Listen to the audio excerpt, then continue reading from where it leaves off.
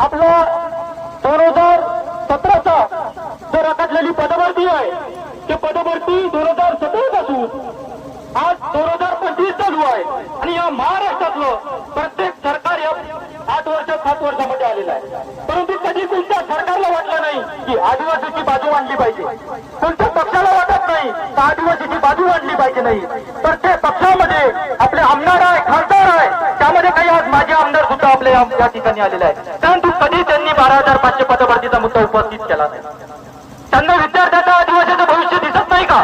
फक्त त्यांना त्याची आमदारकी वाचवण्यासाठी फक्त काम करत असेल तर येणाऱ्या काळामध्ये सुद्धा त्यांच्या घरावर सुद्धा आपल्याला मोर्चे काढायचं काम पडलं, त्या सुद्धा तुम्ही ताकदीने उठले पाहिजे. त्या ज्या ठिकाणी आपले लोकप्रतिनिधी असेल त्या ठिकाणी सुद्धा या संदर्भात त्यांना निवेदन द्या.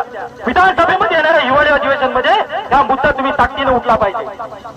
काही संभाजीनगरमध्ये काही मुस्लिम बांधवांनी खोटे नाते सर्टिफिकेट तयार करून आपल्या आदिवासी समाजाचं आरक्षण घेतलेलं आहे, नोकरी मिळवलेली आहे. 1 लाख ते मुस्लिम बांधव आपल्यामध्ये घुसखोरी केलेली आहे. परंतु एकाही समिती असो, एखादा खासदार असो त्याकडे बोलायला तयार नाही.